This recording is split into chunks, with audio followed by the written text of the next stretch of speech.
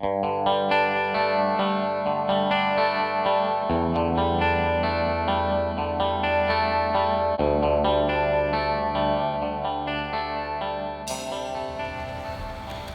if you're new to the channel, welcome. Hit the like and subscribe, stay a while. If you're not new to the channel, you've been here before, welcome back.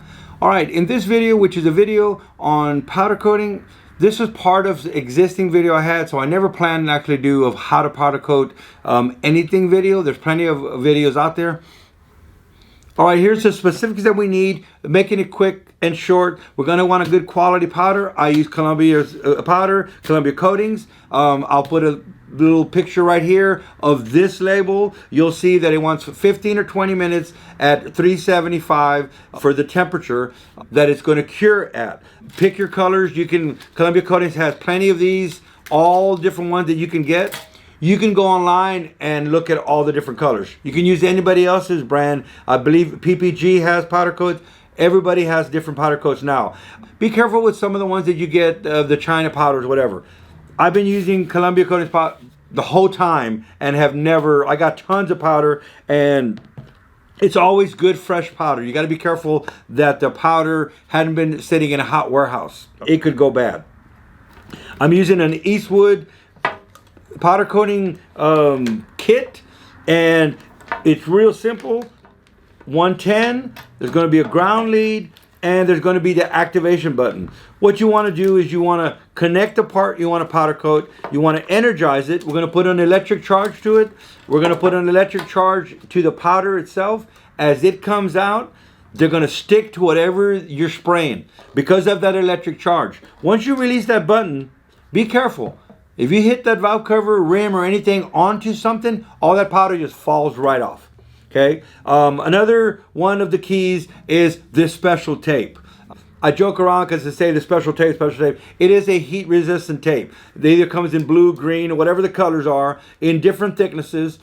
You want to go ahead and tape up anything you don't want powder coated with this tape. So if you're doing something that has a bunch of bolt holes, take this, just cut it, make a little wedge, and stick in those holes.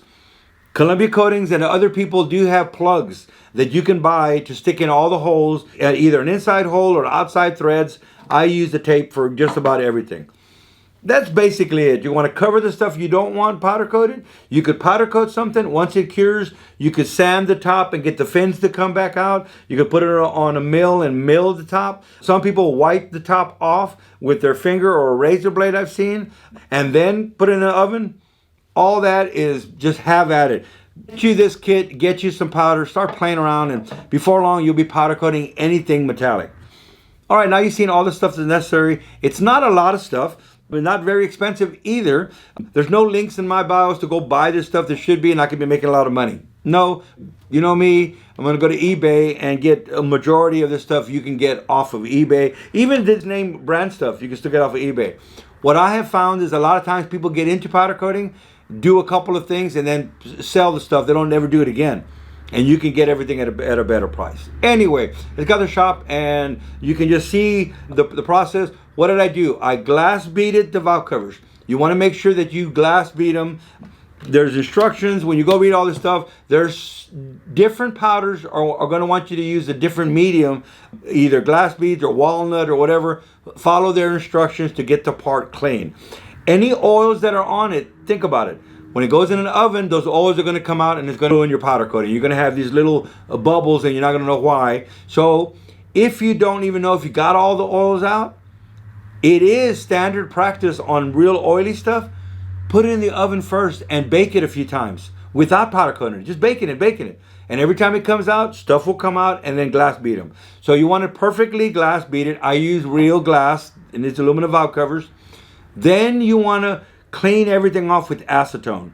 Put some gloves on. Be careful with rags because you'll wipe it down with acetone and you'll have rag lint everywhere. And when you powder coat it, you would think it's just going to go cover it up.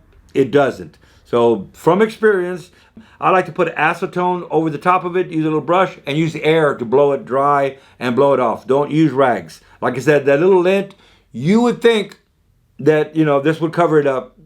The cleaner it is at the bottom, the better product you're going to get. So acetone clean. Then we got tape. I make sure I don't have stuff on my hands. I don't want to add oils back to the parts. I hang the parts. I hang them in my rinse booth with a drop cloth. That's to catch the powder that I'm not using. You want to powder coat in a well ventilated area.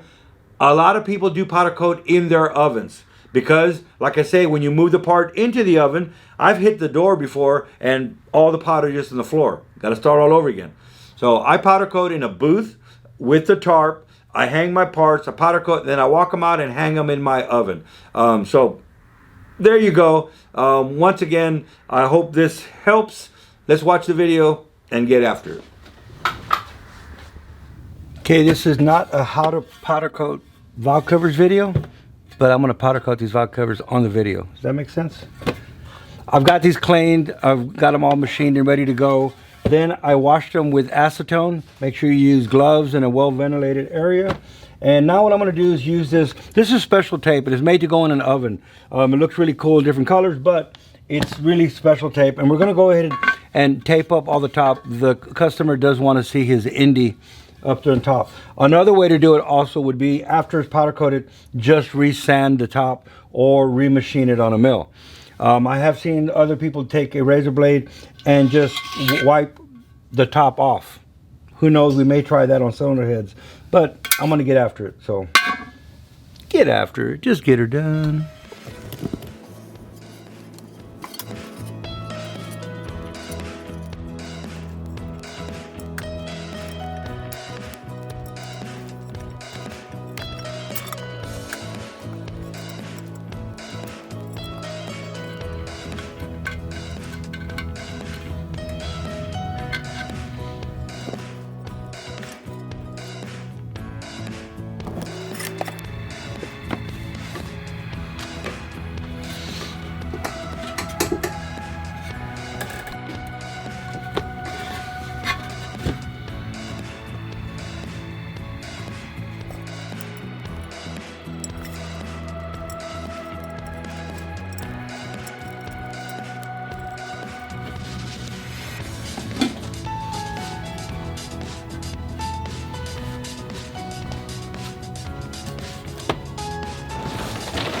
There's the box I'm using. Now you can't see it, but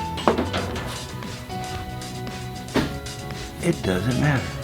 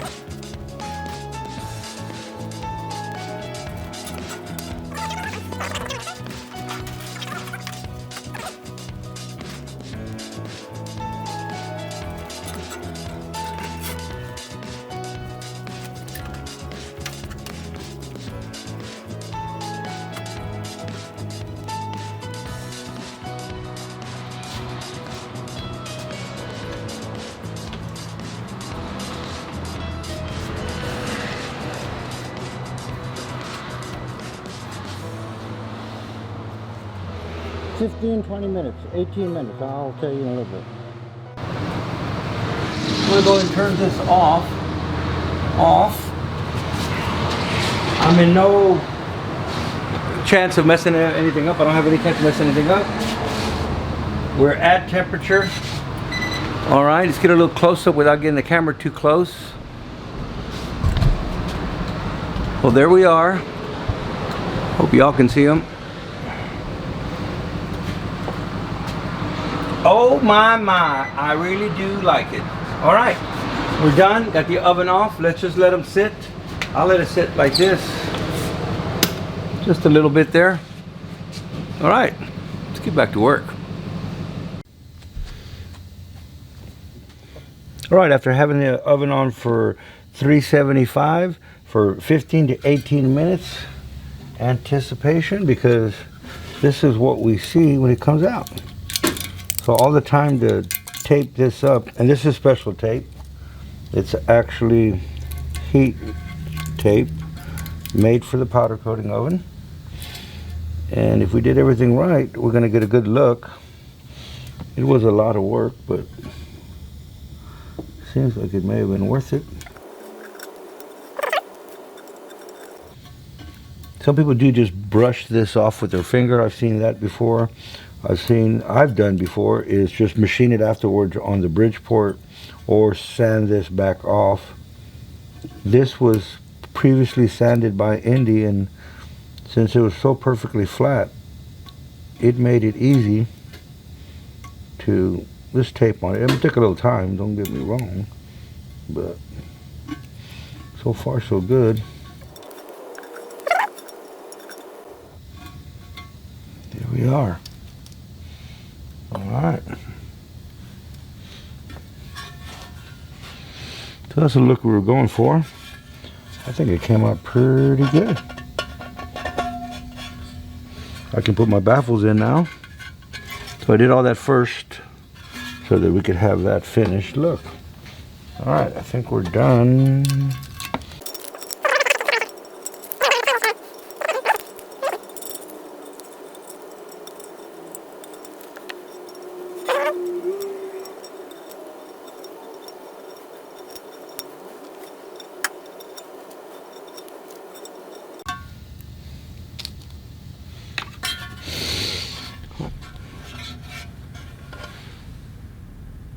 Happy Thanksgiving from Hill Country Performance.